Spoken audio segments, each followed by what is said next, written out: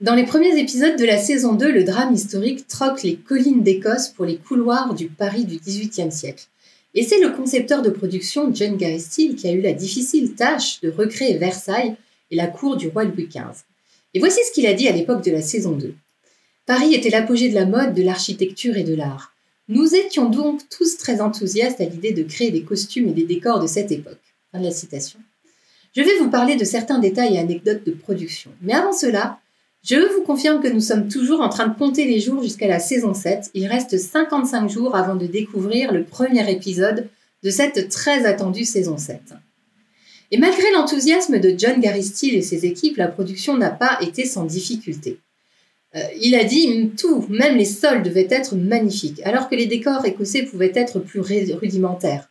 En Écosse, il y avait soit des pavés de pierre sombre, soit des planchers de bois qui n'étaient pas spécialement raffinés. En revanche, à Paris, il fallait un parquet très spécial. Nous avons teinté du bois véritable dans 3 tons différents et nous l'avons posé en chevron. De même, John Gary Steele et ses équipes ont tout étudié, des tapis aux gobelets à vin en passant par les tapisseries, et ont fabriqué de nombreuses pièces sur commande.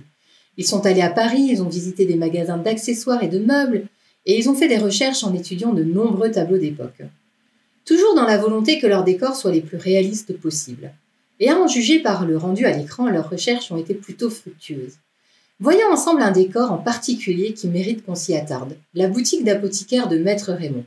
J'ai réussi à trouver des anecdotes avec les explications de John Gary Steele et de Gina Cromwell, la chef déco et accessoiriste. En fait, c'était le 3e décor d'apothicaire que les décorateurs devaient faire pour la série.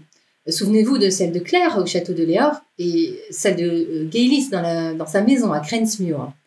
Et ce qui devait être différent pour la boutique de Maître Raymond, c'est qu'elle devait être plus commerciale, plus sophistiquée, pour répondre à l'esprit parisien, mais tout en conservant le même côté magique et mystique qu'avaient les décors d'apothicaire de la saison 1. Ce qui est génial avec ce décor, c'est que d'un côté, il y a la formalité d'une pharmacie d'aujourd'hui, avec tous les pots bien rangés, les remèdes méticuleusement emballés, mais quand même avec une certaine dose d'alchimie et de mystère, qui peut s'observer notamment dans le crocodile mystique ou dans le feu des alambics qui bouillonnent, dans les herbes qui sèchent et les substances bizarres que l'on devine dans les bocaux en verre. Les décorateurs se sont inspirés des peintures et des illustrations de l'époque, montrant des apothicaires et des alchimistes. Ce n'est pas un accessoire unique qui donne vie à ce décor, c'est un subtil assemblage de centaines de petites pièces que l'équipe de décoration a rassemblées pendant de nombreux mois. Les pots d'apothicaire ont été fabriqués spécialement. Le verre a été soit soufflé par des souffleurs de verre géorgiens, soit collecté lors d'interminables expéditions de shopping, de fouilles dans des magasins d'antiquités et d'exploration d'Internet. Ils ont loué de nombreux objets bizarres et merveilleux auprès des accessoiristes londoniens et parisiens. Et impossible de manquer le faux crocodile suspendu au plafond de l'antre de Maître Raymond. John Gary Steele raconte qu'ils ont réellement observé ce genre de décor sur des gravures d'époque. Au siècle des Lumières, les gens avaient ces cabinets de curiosités remplis de crânes d'animaux, d'os de créatures exotiques et de coquillages.